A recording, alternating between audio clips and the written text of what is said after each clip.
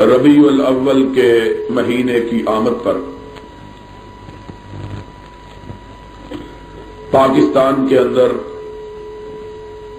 جو کہ مسلمانوں کا ہے اور یار کوئی بندہ نہیں جو ان کو چپ کرا سکے، کوئی سارے یہاں کھڑے کیا کر رہے ہیں؟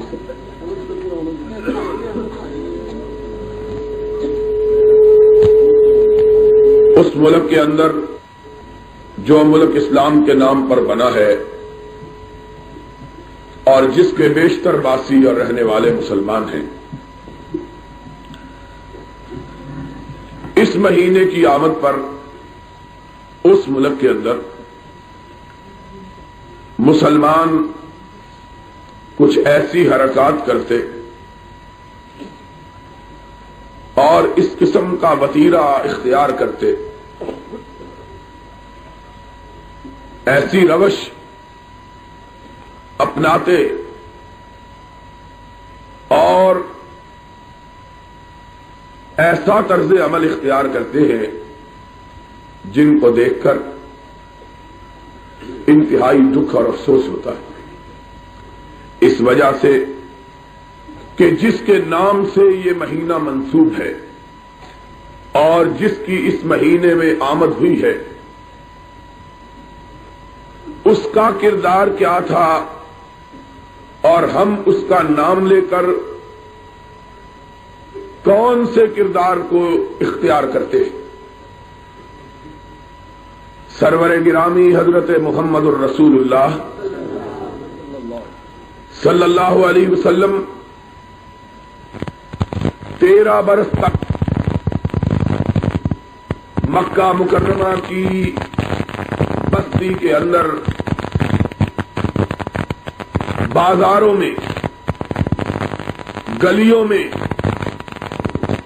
چوراہوں میں لوگوں سے پتھر کھاتے رہے،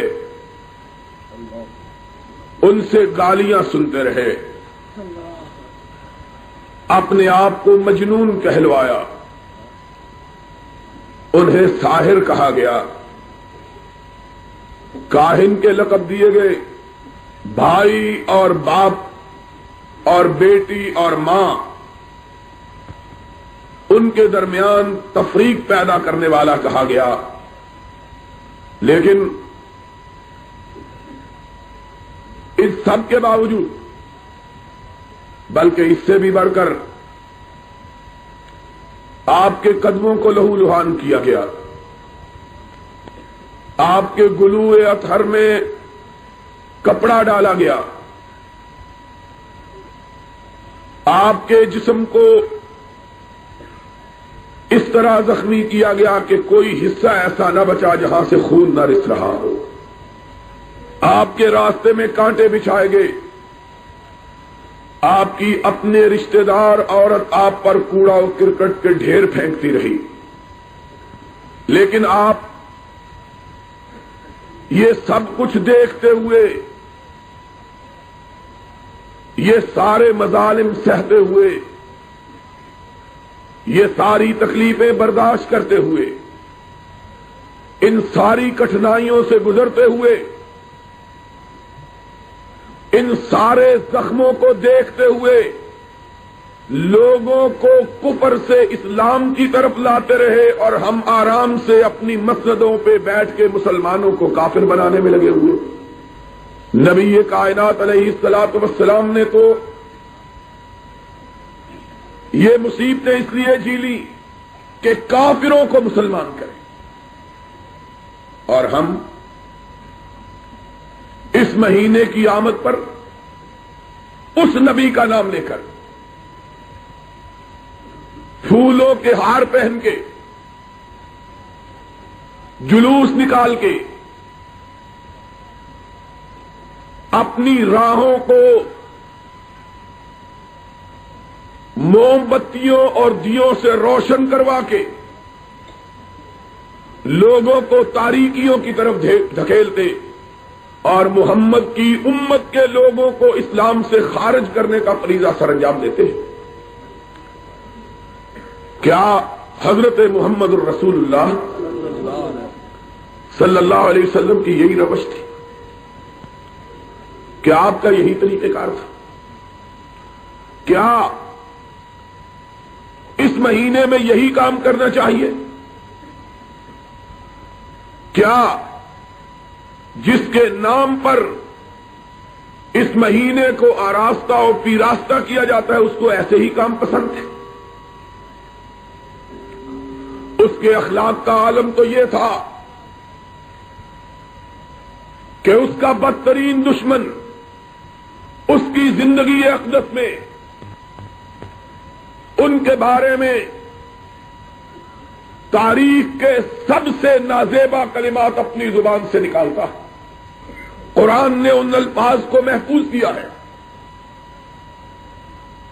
کہ اس نے کہا تھا لَيُخْرِجَنَّ الْأَعَزُّ مِنْهَا الْأَذَلَّ، ہم عزت والے ہیں، معاذ اللہ نبی اور اس کے ساتھی ذلیل ہیں، اور ہم عزت والے اعوذ باللہ ان ذلیلوں کو مدینے سے نکال دیں۔ ایک چھوٹا سا بچہ اس سے یہ الفاظ سنتا ہے، بھاگا ہوا اپنے آقا کی بارگاہ میں حاضر ہوتا ہے، اس کی آنکھوں میں آنسو ہے، اس کے لب شدت غم سے پھڑپھڑا رہے ہیں، اس کے چہرے کا رنگ اڑ چکا ہے، اس کے رخسار زرد ہو چکے، اور غصے سے چھوٹا سا بچہ تھر تھر کانپ رہا ہے۔ میرے آقا پیار سے اس کے سر پہ ہاتھ رکھتے ہیں، فرماتے ہیں بیٹے کیا بات ہے؟ آنکھوں میں مچلنے والے آنسو ٹپک کر باہر گر پڑتے ہیں، کہتے ہیں آقا آج اس منافقوں کے سردار عبداللہ ابن ابی نے آپ کو ذلیل اور اپنے آپ کو عزت والا کہا ہے۔ صحابہ تڑپ اٹھے، کئی لوگ اپنی تلواروں کو اپنے میانوں سے باہر نکال لیتے ہیں اور ان کے کچھ بولنے سے پہلے اس کا اپنا بیٹا لپکتا ہوا آگے بڑھتا ہے۔ اللہ کے رسول پہلے میری بات سن لیجئے گا۔ آپ نے نگاہ اقدس کو اٹھایا، فرمایا کیا بات ہے؟ اس نے کہا یا رسول اللہ لقد علمت الانصار بانی ابر الناس بوالدی، مدینے کے لوگ جانتے ہیں کہ مجھ سے زیادہ اپنے باپ کا فرما بردار کائنات میں کوئی دوسرا شخص نہیں ہے۔ صحابہ گھور کے دیکھتے ہیں کیا کہنے لگا ہے۔ نبی یہ کائنات نے اپنے سر اقدس کو اٹھایا، فرمایا پھر؟ اس نے کہا یا رسول اللہ لوگ جو سمجھتے ہیں سچ سمجھتے ہیں، جتنا مجھ کو اپنے باپ سے پیار ہے شاید دنیا کے کسی بیٹے کو اپنے باپ سے اتنا پیار نہ ہو، لیکن میں آپ سے ایک گزارش کی اجازت چاہتا ہوں۔ آپ نے فرمایا کہو کیا بات ہے؟ اس نے کہا آقا اگر آپ نے میرے اس باپ کے قتل کا فیصلہ کر لیا ہے تو ان میں سے کسی کو حکم نہ دیجیے گا، مجھ کو کہیے کہ مجھے ڈر ہے کہ کوئی مومن آپ کے حکم کی تعمیل میں میرے باپ کی گردن کو اڑا دے اور میرے دل میں اس کے لیے نفرت کا جذبہ پیدا ہو جائے، ایمان سلب ہو جائے گا کہ آپ کے حکم کی تعمیل کرنے والے کے لیے نفرت کا جذبہ رکھوں۔ آقا اس لیے میری گزارش یہ ہے کہ اگر آپ کا فیصلہ ہے تو مجھ کو کہیے، ابھی آپ کی پلک نہیں جھپکے گی کہ میرے باپ کا سر ہوگا اور آپ کے پیر ہوں گے۔ میں گردن کاٹ کے لاتا. فلک سہما پڑا تھا, زمین سہمی پڑی تھی, آسمان ساکن تھا بیچارہ. سجدہ داری ہو گیا, دیکھا کہ وہ صادق الوعد مومن اپنی تلوار کو باہر نکال کر اس کی دھار پہ نظر ڈال رہا ہے. رحمت للعالمین کی نگاہ اقدس اٹھی, فرمایا عبداللہ ابن ابی کے مومن بیٹے اپنی تلوار کو میان میں ڈال لو.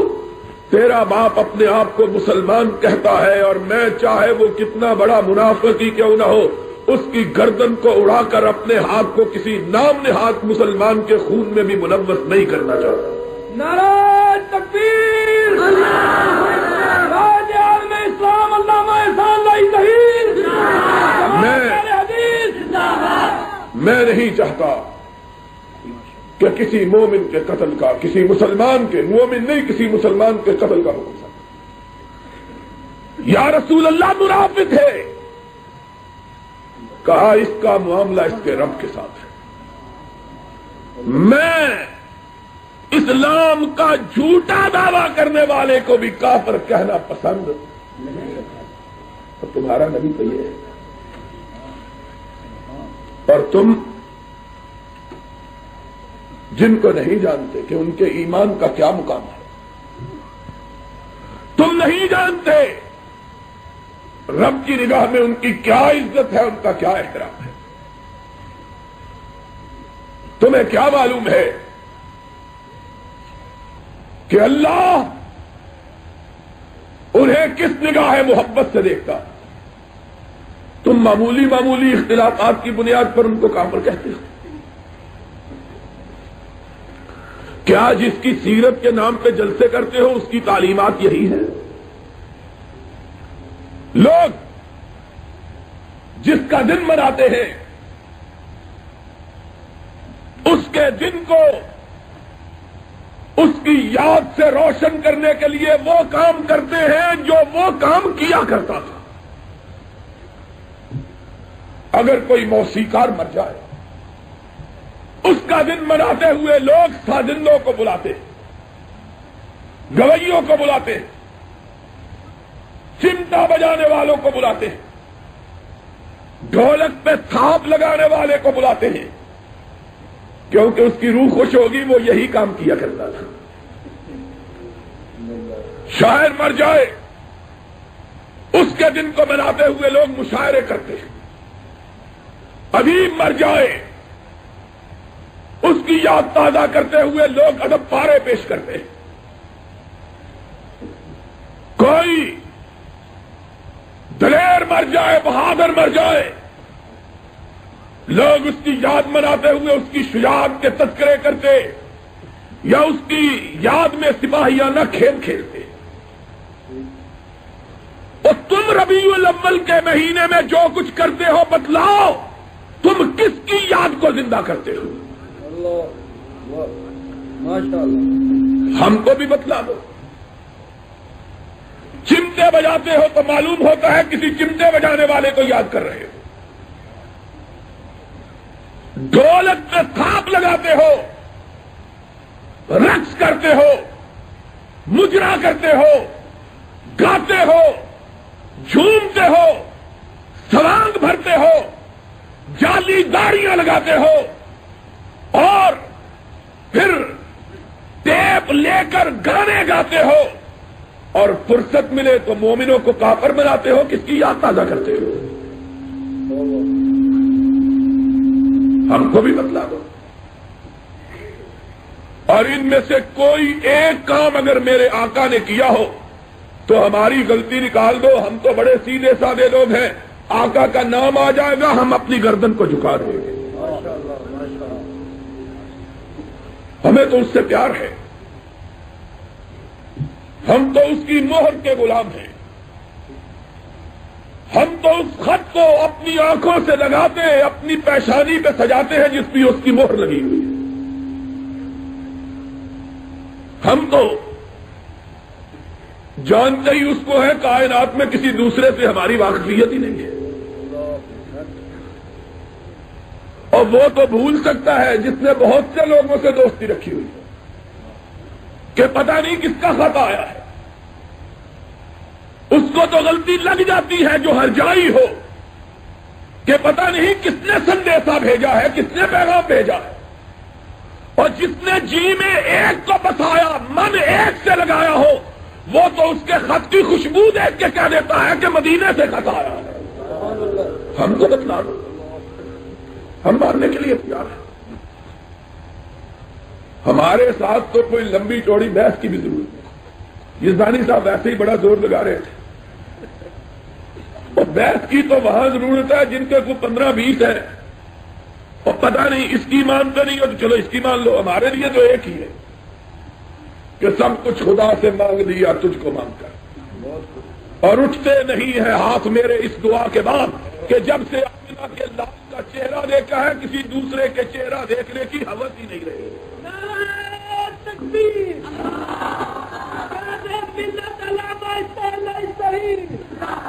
ہماری تو بات ہی بڑی مختصر, ہمارے لیے تو اس ایک کا پیغام تھا. ایک کا پیغام ہم کو سنا دو. ہمارے سر ماتھے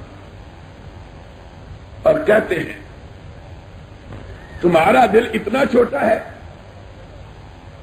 کہ ایک کے سوا اس میں کوئی بستا ہی نہیں.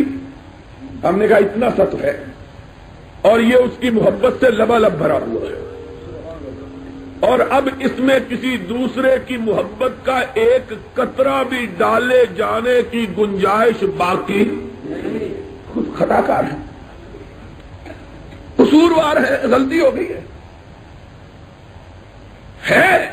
اقراری مجرم ہے. ہمارا دل اتنا ہی ہے, اور اس سارے دل کو ہم نے بھر لیا ہے مدینے والے کی محبت سے. اب اس میں کسی دوسرے کی محبت کا قطرہ بھی ڈالا جا سکتا. تمہارا دل بٹھن سے بھی بڑا ہے کہ پاک پٹن سے لے کر بصرے تک ہر کی محبت اس میں پڑی ہوئی. ہم تم کو کچھ نہیں کہتے, ہم تمہیں دیکھتے ہیں کہ جھومتے ہو اور گاتے ہو کہ اس دل کے ٹکڑے ہزار ہوئے, کوئی یہاں گرا کوئی وہاں گرا. ہم تمہیں دیکھتے ہیں, تمہارا دل بہت بڑا ہے. کئی قصاب مل کر اس کے ٹکڑے ٹکڑے کریں تب بھی اس کو نہیں ٹکڑے ٹکڑے کر سکتے. ہمارا تو ہے ہی اتنا سا, ہے ہی اتنا سا. اس لیے نہ کسی کو دیکھ کے مچلتا ہے, نہ کسی کا چہرہ دیکھ کے پھسلتا ہے. تم نے عشق کا نام سنا ہوا ہے, اور ہم نے نام تو نہیں سنا, ہمارے رگو پے میں سرایت کیے ہوئے ہیں. ہم نے تو یہ سمجھا ہے کہ عشق تو ایک سے ہوتا ہے, پیار تو, اور اسی کو یار کہتے ہیں جو ایک کو مانے, اور جو جگہ جگہ جی لگائے اس کو یار نہیں کہتے, ہرجائی کہتے ہیں. تمہارے اور ہمارے پیار میں اتنا ہی فرق ہے جتنا شیخ سعدی نے کہا ہے. اس نے کہا ایک بابا جا رہا تھا بازار میں, ایک خوبصورت خاتون وہاں سے گزری. بابا جی نے کبھی اتنی خوبصورت عورت دیکھی نہیں تھی, دل پکڑ کے بیٹھ گئے. اب پیچھے پیچھے چلنا شروع کر. اس نے کہا بابا تیری مت ماری گئی, بڑھاپے میں تجھ کو کیا ہو گیا ہے؟ کہنے لگا بی بی میں عاشق ہو گیا. اس نے کہا پھر عاشق ہی ہونا تھا, بدبختہ تو میری بہن پہ عاشق ہوتا جو مجھ سے بھی زیادہ خوبصورت ہے. بابا کچا تھا. اس نے کہا وہ کدھر ہے؟ اس نے کہا پیچھے آ رہی ہے. اس نے پیچھے مڑ کے دیکھا, اس نے تھپڑ مارا زور سے. اس نے کہتا عاشق ہوتا تو پیچھے مڑ کے دیکھنا گوارا, اور ہم کو بھی دیکھو. اور جماعت اسلامی والا سن لو, ہم کو یہ کہنا دیتے ہو شریعت بل نہیں مانتے, اور نہیں مانتے اس لیے کہ اس میں مدینے والے کے ساتھ کسی دوسرے کا بھی نام لکھا ہوا ہے. نعرہ تکبیر, نعرہ تکبیر, قائد ملت علامہ احسان اللہ ظہیر, جمعیت اہل حدیث پاکستان. ہم سے تانا دیتے ہو. کا بے باش بھائی, شام کا بے باش بھائی, جاؤ کوئی لے کے آؤ دستاویز, جس پہ صرف آمنہ کے لال کا نام لکھا ہوا ہو، خدا کی قسم ہے ہم پڑھیں گے بھی نہیں، سر دے دیں گے، کہیں گے آمنہ کے لال کا نام تو لکھا ہوا ہے۔ اور قیامت کے دن عرش والا پوچھے گا کیا لے کے آئے ہو؟ کہیں گے اللہ دو ہی سبق سیکھے تھے کہ جھکاؤ تو سر تیرے آگے جھکاؤ، اور دل میں بساؤ تو صرف محمد کو بساؤ۔ اللہ اس مدینے والے کی عظمت کے لیے اس کے پیار میں اپنی گردن کو کٹا کے لے کے آئے، تم ہم سے منواتے ہو؟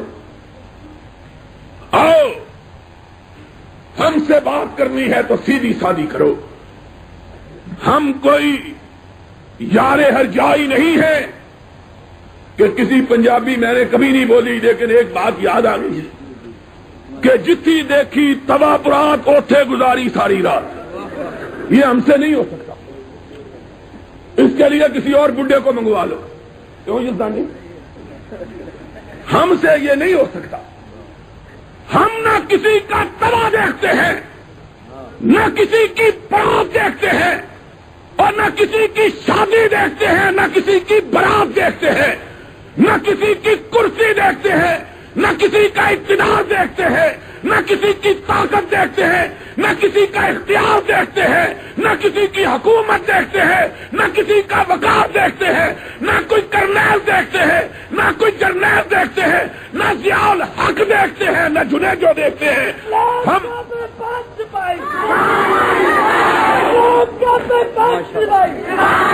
ہم کو دکھانا ہے،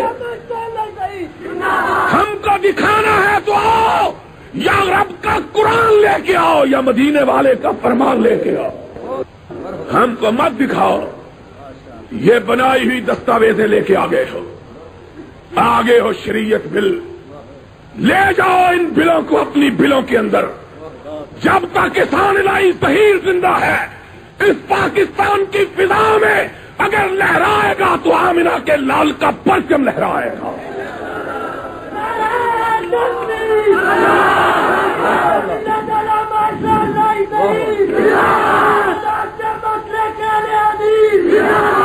لے کے آگے ہے بل، لے کے آگے جاؤ، بے وقوفوں کو شکار کرو یا ان کو شکار کرو جن کا نام بیچاروں کا چھپ نہیں سکتا، تمہارے وسیلے سے چھپ جائے گا۔ ہم نہ وسیلے کے قائل نہ پتیلے کے قائل، لے جاؤ ان کو اٹھا کر، ہم سیدھی بات کرتے ہیں۔ اور جو لوگ ضیاء الحق کے 10 سالہ ماشاء اللہ کے اقتدار کے زمانے میں نہ ضیاء الحق سے ڈرے نہ اس کے ماشاء اللہ سے ڈرے، تمہاری ان بلی کی میاؤں سے ڈر جائیں گے؟ اور یہ بلی بھی بیچاری مری ہوئی جس کو کئی دن سے چیچڑے نہیں ملے۔ اختلاف تو چیچڑوں کا ہے، اور کس بات کا اختلاف؟ صرف چیچڑوں کا اختلاف ہے۔ شرم کی بات ہے، آج ہم سے باتیں کرتے ہیں ضمیر فروش، ایمان فروش، دین فروش، ان کی حالت یہ ہے، سنو بات کو، یہ جاتے ہیں 18 اکتوبر کو مظاہرہ کرنے کے لیے اسلام آباد کے اندر، اور دوسرے دن اسی حکومت کو جس کو کافر کہا، فاسق کہا، ظالم کہا، اس کے وزیر کو اپنے مدرسے میں بیٹھ کر اس کے سامنے گداگری کے لیے جھولی پھیلا کر اپنے لیے چندہ مانگتے ہو۔ تم ان لوگ، ایک گروہ نے وزیر خزانہ یاسین بٹو کو منگوایا اور 2 دن پہلے جلوس نکالا اور پھر اپنی جوہری لے جا سخیا رائے خدا تیرا اللہ بوٹا پٹے گا۔ یہ شریعت بناؤ، اپنے مدرسے کے اندر بلایا، سنتا جا شرماتا جا، اور اگر کوئی غیرت ہے تو مرتا جا۔ کوئی خدا، اور تم نے شریعت لینی ہے جو جھوٹا لے کر گئے ہیں، اور شریعت لیں گے تو یہ لیں گے جو رب کے لیے، رب کے رسول کے لیے گردن گھٹانا تو جانتے ہیں، کسی کے سامنے ہاتھ پھیلانا اسلام کا بے باک سپاہی، یہ گداگر خدا کی قسم ہے اس دن میرا جی یہ چاہتا تھا کہ مر جاؤں، ان بے غیرتوں کو شرم نہیں آتی، لیکن کم از کم ان کے ساتھ ہماری نسبت تو ہے۔ یہ بھی مولوی، یہ بھی مولوی 2 دن صبر نہیں ہو سکا، 2 دن نہیں صبر ہو سکا، 2 دن اپنے گڑاگری کے کچے کو بند کر کے رکھے، 2 دن نہیں کر سکے۔ اسی مدرسے سے موٹریں چلی تھی، اسی مدرسے کا اعلان ہوا اخبارات میں، یہاں سے بسیں جائیں گی مظاہرہ کرنے کے لیے، اور اس کی قیمت 30 دن وصول کر۔ جنگ میں چھپی خبر، نوائے وقت میں چھپی، امروز میں چھپی، مشرق میں چھپی۔ کہا ہماری بات مانو، اس نے کہا نہیں مانتے، کہنے لگے پھر اسی تنخواہ پہ گزارا کر لیں گے، ان سے اسلام آئے گا۔ دوسرے مدرسے کی بات سنو، انہوں نے تو مرکزی وزیر خزانہ کو بلایا تھا، ان کو مرکز کا کوئی نہیں ملا، انہوں نے صوبائی وزیر اوقاف ہی بلا لیا، اور کچھ نہیں، کسی مزار کا گلہ توڑ کے ہی ہم کو کچھ دے دے۔ یہ لوگ ضیاء الحق کے ہاتھ چومنے والے، ایک مولوی کہتا ہے عالم دین پیر کا ہاتھ چومنا حرام ہے، ضیاء الحق کا ہاتھ چومنا ثواب ہے۔ لوگوں کی داڑھیوں پہ اعتراض کرتے، تمہیں ضیاء الحق کی مونچھ نظر نہیں آئی؟ اس کو مونچھوں سمیت چومنا شروع کر دیا، بے غیرتوں، کہاں گئی ہے غیرت؟ لوگوں کی داڑھیوں پہ اعتراض کرتے، تمہیں ضیاء الحق کی مونچھ نظر نہیں آئی؟ اس کو مونچھوں سمیت چومنا شروع کر دیا، بے غیرتوں، کہاں گئی ہے غیرت؟ کہاں گیا ہے ایمان؟ کہاں گئی ہے شریعت؟ سنو، شریعت کے لیے لڑیں گے تو اہل حدیث یوتھ فورس کے دیوانے لڑیں گے۔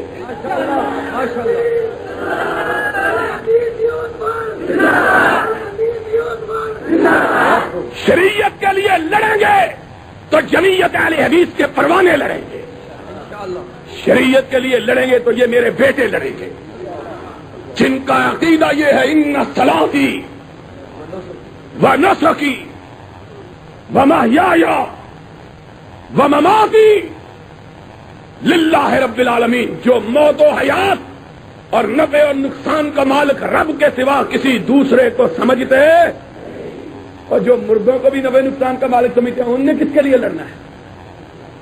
انہوں نے ڈرنا ہی ڈرنا ہے، انہوں نے لڑنا نہیں، انہوں نے ڈرنا ہی ڈرنا۔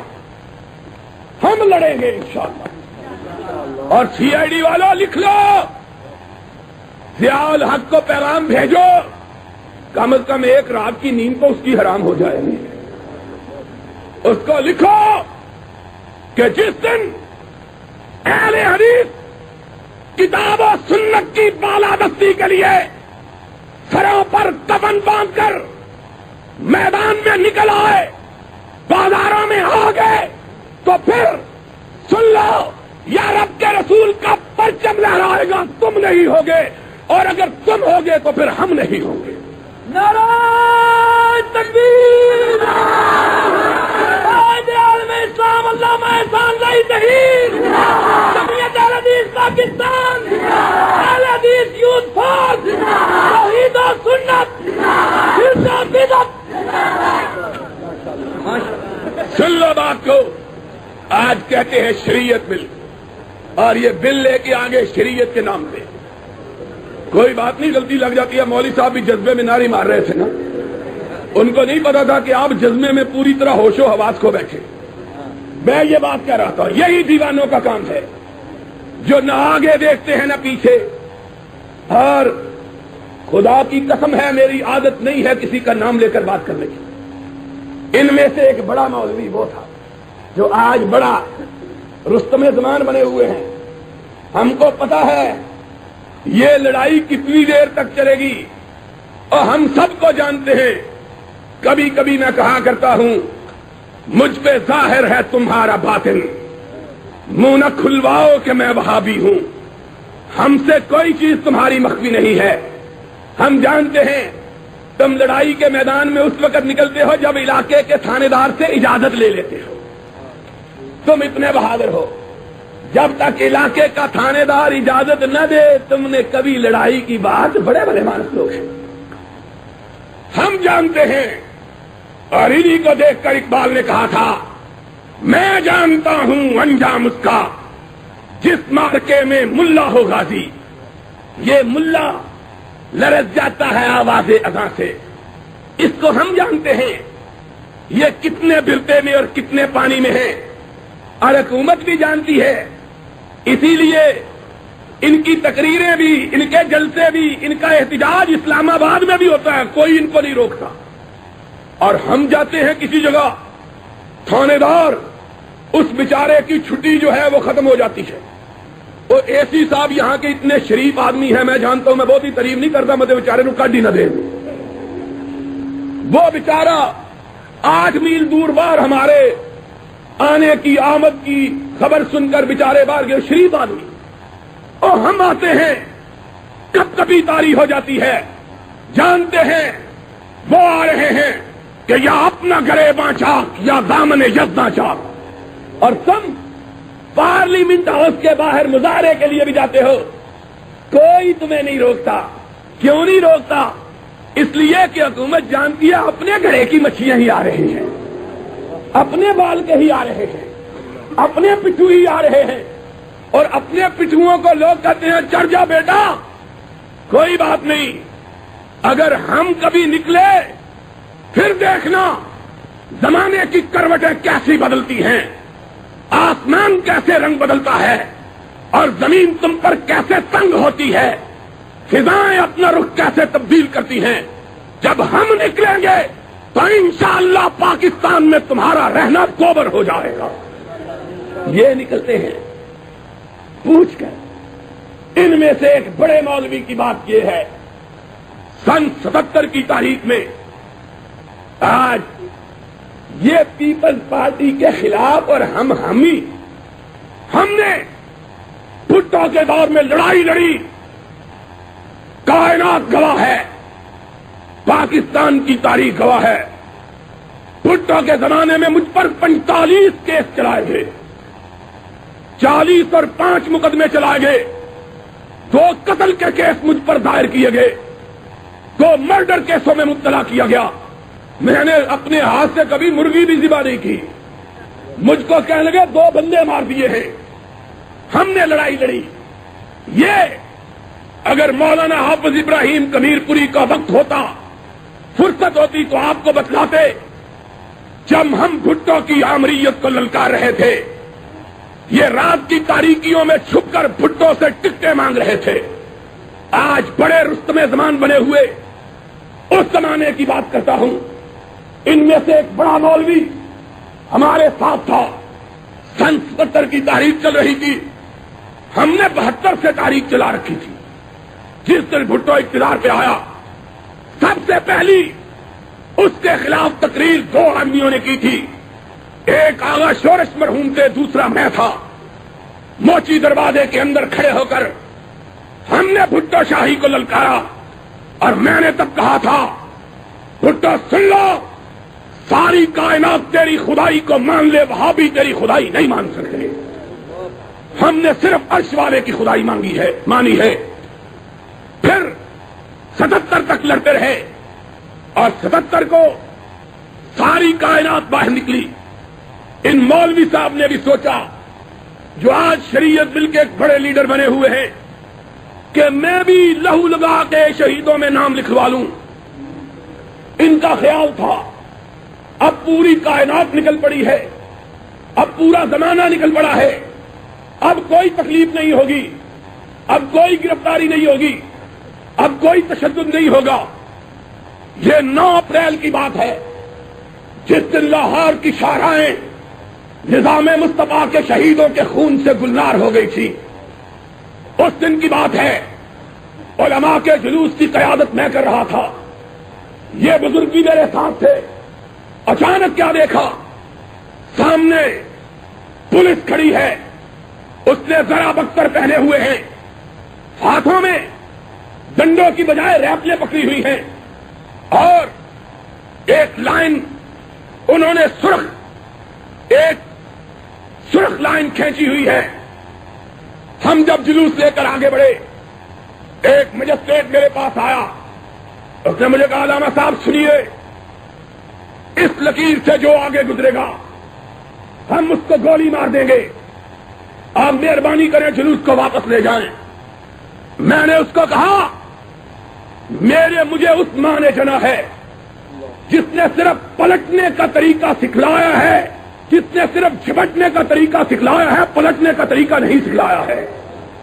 ہماری لغت کے اندر شہید تو موجود ہے، ہماری تاریخ کے اندر اسماعیل تو موجود ہے، ہماری تاریخ کے اندر سید احمد تو موجود ہے، ہماری تاریخ کے اندر مجدد التثانی تو موجود ہے، ہماری تاریخ کے اندر امام ابن تیمیہ تو موجود ہے، ہماری تاریخ کے اندر احمد ابن حنبل تو موجود ہے.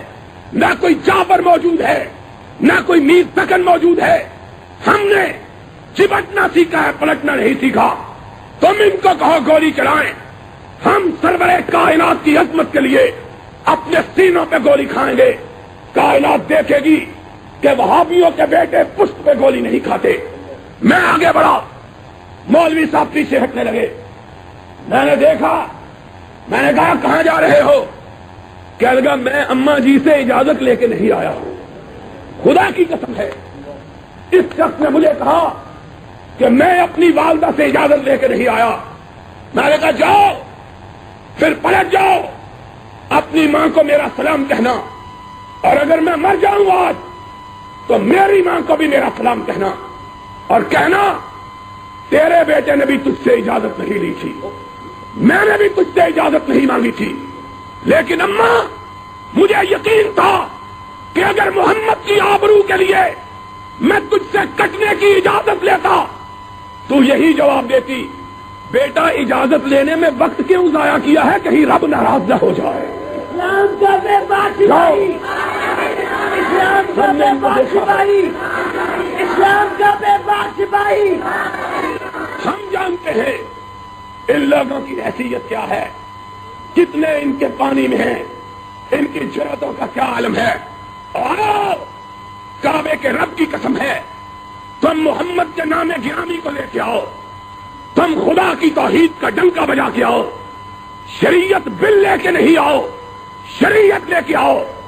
میں تمہارے ساتھ اگلی صفوں میں گولی کھانے کے لیے تیار، اور اپنے پورے ساتھیوں کو محمد کی آبرو پہ کٹوانے کے لیے تیار ہوں. پھر دیکھتا ہوں حکومت جھکتی ہے کہ نہیں جھکتی. اس کو پتا ہے یہ بکنے والے ٹوٹرو یہ ہمارا ہی رنگ جمائیں گے اور کچھ نہیں کمائیں گے. ان کو پتا ہے، اس لیے تمہیں اجازت ہے، اس لیے تم پر کوئی پابندی نہیں. تم پارلیمنٹ کے سامنے بھی مظاہرے کرتے ہو، تم کو کوئی نہیں ہوتا. تو بات میں یہ کہہ رہا تھا دوستو، یہ مقدس مہینہ اس لحاظ سے بابرکت مہینہ کہ اس مہینے میں رحمت کائنات کی ولادت ہوئی، اور اس رحمت کائنات کی کہ وہابیوں نے جس کے سوا کسی دوسری شخصیت کا چہرہ دیکھنا گوارا، اسی ایک کو دیکھا، اسی کو اپنے من میں بسایا، اسی سے اپنا جی لگایا. اس شخص کی عظمتوں کا کیا کہنا، اس انسان کی رفتوں کا کیا کہنا، اس بشر کی بلندیوں کا کیا کہنا کہ لوگ اس کو مار رہے ہیں، وہ مار کھا رہا ہے، اور جب پیٹنے والے پیٹ پیٹ کے تھک جاتے ہیں وہ دم لینے کے لیے رک جاتا ہے. اس کی نگاہیں آسمان کی طرف اٹھ جاتی ہیں، آسمان سے اللہ کا فرشتہ آ جاتا ہے، اے اللہ کے محبوب جب تجھ پہ پتھر پڑ رہے تھے آسمان والے لرز رہے تھے، کونین سہما ہوا تھا کہ آج شب روز محشر سلطان داور کو، بے گناہ کو لوگ مار رہے ہیں، کہو ان کے لیے کیا سزا تجویز کرتے ہو. وہ اپنی نگاہیں آسمان کی طرف اٹھا کے کہتا تھا اللہم اہد قومی فإنہم لا یعلمون. اللہ میں ان مارنے والوں کا بھی برا نہیں چاہتا، میں ان کے لیے بھی یہی چاہتا ہوں کہ اللہ یہ مومن ہو جائے اور تیری جنت کو حاصل کر لے۔ تو وہ تو مار کھا کے لوگوں کو اسلام کا درس دیتا رہا، اور معاف کرنا، تم مسجدوں پہ بیٹھ کے، تم مسجد کے محرابوں میں بیٹھ کے، تم ممبروں کے اوپر براجمان ہو کے لوگوں کو کافر کہتے ہو۔ قصور کیا ہے اور گناہ کیا ہے؟ اور دنیا کی بد سے بدترین حکومتوں کی یہ روش رہی ہے۔ ماشاء اللہ کائنات کا سب سے ذلیل ترین نظام ہے، اس کی بھی یہ روش ہے کہ ملزم کو سزا سنانے سے پہلے اس پر فرد جرم عائد کی جاتی ہے، چاہے وہ فرد جھوٹی ہو یا سچی۔ اس کو کہا جاتا ہے تمہارے اوپر الزام یہ ہے، تم نے یہ کام کیا ہے، اور ہم کو کافر بنانے والوں، ہم کو ہماری فرد جرم تو سنا دو، ہم نے جرم کیا کیا ہے؟ کہتے ہیں تم نے جرم یہ کیا ہے کہ جلوس نہیں نکالتے، گدوں پر نہیں بیٹھتے، ہار نہیں پہنتے، چمٹے نہیں بجاتے، ڈھولک پہ رقص نہیں کرتے، سوانگ نہیں بھرتے۔ ہم نے کہا اگر یہ الزام ہم پر تم دھرتے ہو تو پھر مانو نہ مانو صفائی کا حق بھی دے دو۔ ہم کہتے ہیں ہم اس گناہ کو چھوڑنے کے لیے تیار ہیں جس گناہ کو تم گناہ کہتے ہو۔ اگر یہ الزام جرم ہے، ہم اس جرم سے کنارہ کش ہونے کے لیے تیار ہیں۔ لیکن ہماری بدقسمتی یہ ہے، وہابیوں کے گھر پیدا ہوئے ہیں، ہمارے ماں باپ نے ہم کو دولے شاہ کا چوہا نہیں بنایا ہے کہ ہم سوچنے کی سخت رکھتے، سمجھنے کی صلاحیت رکھتے، اور اگر تم سوچنے اور سمجھنے سے بھی ہم کو روکتے ہو، اس سے بھی رکنے کو تیار ہیں، صرف ایک سوال کا جواب دے دو، اور وہ سوال یہ ہے کہ کیا یہ دن جس کی یاد میں مناتے ہو، کیا اس کی زندگی میں بھی کبھی یہ دن آیا ہے کہ نہیں آیا ہے؟ صرف اتنے سے سوال کا جواب دے دو۔ کبھی اس کی زندگی میں بھی یہ دن آیا ہے کہ نہیں آیا؟ 40 سال پہلے کی بات چھوڑ دو اور 23 سال بعد کی بات کرو، جو نبوت کا زمانہ ہے۔ کیا 13 سال مکے میں، 10 سال مدینے میں میرے آقا نے کبھی یہ دن منایا ہے کہ نہیں منایا؟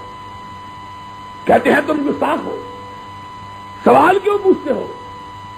ہم نے کہا معافی مانگ لیتے ہیں، لیکن اتنی بات تو بتلا دو کہ نبی کے بعد اس کائنات کے اندر کوئی نبی کا دوست بھی حکمران رہا ہے کہ نہیں رہا ہے؟ کبھی نبی کے یاروں کی بھی حکومت آئی ہے کہ نہیں آئی ہے؟ کبھی نبی کے دوستوں کا بھی اختیار ہوا ہے کہ نہیں ہوا ہے؟ اگر تمہارا عقیدہ یہ ہے کہ صدیق نبی کا کچھ لگتا تھا اور وہ 11 ہجری کو حکمران ہوا، 13 ہجری کو ان کی وفات ہوئی، تو اتنا تو بتلا دو 2 برس یہ دن ان کی زندگی میں آیا ہے کہ نہیں آیا ہے؟ اور پھر بتلا دو کہ فاروق کے بارے میں تمہاری رائے کیا ہے؟ 10 برس، سن 13 سے لے کر 23 تک، 24 تک وہ بھی حکمران رہا ہے 11 برس۔ کیا اس کی زندگی میں بھی یہ دن کبھی آیا ہے کہ نہیں آیا ہے؟ پھر 12 برس اس کے بعد نبی کا اپنا داماد، 2 بیٹیوں کا شوہر عثمان حکمران رہا ہے۔ کیا اس کے دور اختیار میں بھی کبھی یہ دن آیا ہے کہ نہیں آیا ہے؟ پھر اس کے بعد ان کی چھوٹی بیٹی کا شوہر اور ان کے بیٹوں کا باپ، حسنین کا باپ علی مرتضی 35 ہجری سے لے کر 40 ہجری تک حکمران رہا ہے۔ 5 سال اس کے زمانے میں بھی یہ دن آیا ہے کہ نہیں آیا ہے؟ ان کے بعد خود ان کا اپنا لخت جگر، اپنا نواسا حسن آدھا برس حکمران رہا، ان کے دور میں بھی ربیع الاول گزرا، کیا انہوں نے بھی یہ دن منایا ہے کہ نہیں منایا؟ یارو ہم اپنے لیے تو نہیں لڑتے، ہم کو مجرم کہہ دو تو کوئی بات نہیں، لیکن دیکھو تو صحیح کہ تمہاری ستم گری کن کن لوگوں پہ اثر انداز ہو رہی ہے۔ اگر یہ دن نہ منانا جرم ہے تو بتلاؤ قیامت کے دن صدیق کو کیا کہو گے، فاروق کو کیا کہو گے، عثمان کو کیا کہو گے، حیدر کرار کو کیا کہو گے، نبی کے بیٹے حسن کو کیا کہو گے؟ ان پر کون سی پردے جرم لگاؤ گے؟ جاؤ، اگر تم یہ کہو کہ ہم بھی اسی جرم کے مرتکب جس کے یہ مرتکب تھے، تو ہمارے نصیبے کا کیا کہنا کہ ہم بھی اسی صف میں کھڑے ہوں جس صف میں صدیق و فاروق کھڑا ہو؟ پھر اس سے بڑی ہمارے نصیبے کی بات کرو۔ لوگوں آؤ انصاف کی بات کرو۔ آج تمہارا ملک اس بات کا متحمل نہیں ہے کہ معمولی باتوں کو، ان باتوں کو جن کو تم نے خود تراشا ہے، نہ قرآن میں جن کا ذکر، نہ محمد کے فرمان میں جن کا تذکرہ، ان باتوں پہ لڑ کے امت کو بانٹ رہے، امت میں تفرقہ پیدا کر رہے، امت میں خلفشار پیدا کر رہے، امت میں انتشار پیدا۔ آج امت کو اتحاد کی ضرورت ہے، آج امت کو اتفاق کی ضرورت ہے۔ بیرونی جارحیت ہمارے دروازوں پہ دستک دے رہی ہے، روسی فوجوں کی شاہ پر افغانستان ہر روز پاکستان پہ بمباری کر رہا ہے، مسلمانوں کی بہو بیٹیاں لٹ رہی ہیں، مسلمانوں کی آبروئیں کٹ رہی ہیں۔ ہندوستان پاکستان کا اصلی دشمن، ہندو مسلمانوں کا بدترین دشمن، اپنی فوجیں ہماری سرحدوں پہ لے آیا ہے، اور یہ حکمران طبقہ دونوں ہاتھوں سے ملک کو لوٹ رہا ہے۔ پنجاب کے وزیر اعلیٰ کے بارے میں فرنٹیئر پوسٹ 3 نومبر کے اندر چھپا ہے کہ اس وزیر اعلیٰ نے پنجاب کا اربوں روپیہ لوٹا ہے۔ ایک ملا بے غیرت جس نے چند روز پیشتر جھوٹ کہا کہ محمد کریم میرے پاس آئے اور رسول اللہ میرے پاس آئے، جھوٹ بولا اور کہا میں نے اس وزیر اعلیٰ سے کوئی فائدہ نہیں اٹھایا، اس کے بارے میں دستاویزی ثبوت چھپا کہ جس طرح رسول اللہ کے بارے میں جھوٹ بولا، اس طرح وزیر اعلیٰ کے بارے میں بھی جھوٹ بولا۔ 166 کنال زمین جس کی قیمت 1,66,00,000 روپیہ ہے، اس ملا کو اس وزیر اعلیٰ نے دی ہے، چھپا ہے اخبار میں۔ فرنٹیئر پوسٹ منہ پہ تالے لگے ہوئے، کوئی بولنے کے لیے تیار نہیں۔ 1,66,00,000 کی زمین اس ملا کو دی گئی، زمین فروشی کے لیے، دین فروشی کے لیے۔ آج ایسے وقت میں قوم کو اتحاد کی، اتفاق کی ضرورت ہے کہ قوم یکجہتی، اتفاق، اتحاد کا مظاہرہ کر کے اندرونی دشمنوں کے خلاف بھی صف آرا ہو، بیرونی دشمنوں کے خلاف بھی صف آرا ہو۔ اور یاد رکھو، آج روس جیسی بڑی طاقت اور ہندوستان جیسی بڑی قوت کو جہاد کے جذبے کے بغیر شکست دی جا سکتی، صرف جہاد کے ذریعے، اور جہاد کے لیے اتحاد ہونا ضروری ہے۔ سب سے پہلے اتحاد، پھر جہاد۔ آج تم امت کو ان معمولی باتوں پر جن کی کوئی قرآن و سنت میں دلیل نہیں، یہ امت روایات میں کھو گئی، یہ ملت خرافات میں کھو گئی، تمدن، تصوف، تغنی، کلام، بتانے عجم کے پجاری تمام، یہ امت روایات میں کھو گئی، یہ ملت خرافات۔ اور حکمرانوں کو یہ بات سوٹ کرتی ہے کہ قوم آپس میں لڑتی رہے تاکہ ان کو اپنی لوٹ کھسوٹ کی کوئی رکاوٹ محسوس نہ ہو۔ جب چوہے آپس میں لڑ رہے ہوں تو بلیوں کو شکار کرنا آسان ہو جاتا ہے، तुम अपने आप को चूहे बनाकर बिल्लियों के सामने अपने आप को ढाले हुए हो। खुदा के बंदो खौफ करो, आ जाओ। आखिरी बात जो अपने मतलब से भी मुतल्लक है, कह देता हूं कि हमारी दावत यह है, हमारा ऐलान यह है, हम सारे मुसलमान फिरकों के साथ इत्तेहाद के लिए तैयार हैं। कोई गिरोह, कोई जमात, हम उससे इत्तेहाद के लिए तैयार हैं। बरेलवियों के साथ, देवबंदियों के साथ, बदकिस्मती से जमात इस्लामी भी फिरका बन गई है, उनके साथ हम इत्तेहाद के लिए तैयार हैं। आ जाओ, हम इत्तेहाद कर ले। इत्तेहाद इस वक्त की जरूरत है, लेकिन इत्तेहाद होगा उन्हीं बुनियादों पर जो रब और रसूल ने बयान की है। इन तनाज़ातुम फी शैइन फरुद्दूहु इलल्लाह है। जाओ समुद्री के लोगों, मेरा ये पैगाम सुन लो।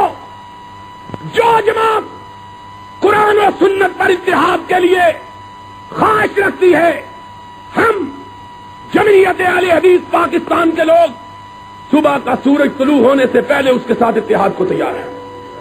लेकिन एक बात सुन लो, कुरान और हदीस को छुड़वा के कोई इत्तेहाद कामयाब हो सकता नहीं। जितने जी चाहे हाथ इकट्ठे उठाओ। इत्तेहाद होगा या रब के कुरान पर होगा या मोहम्मद के, हम तैयार हैं।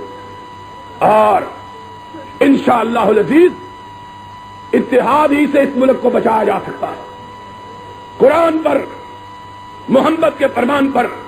और लोगों, यही हमारे लिए सबसे कीमती मता है, और हम जब तक जिंदा हैं इंशाअल्लाह इसी की बालादस्ती के लिए लड़ेंगे। बोलो इसी की बालादस्ती के लिए, और सारे बोलो इसी की बालादस्ती के लिए। सारे हाथ उठा के कहो कुरान और सुन्नत की बालादस्ती के लिए लड़ेंगे। वाखिर दावाना अल्हम्दुलिल्लाह।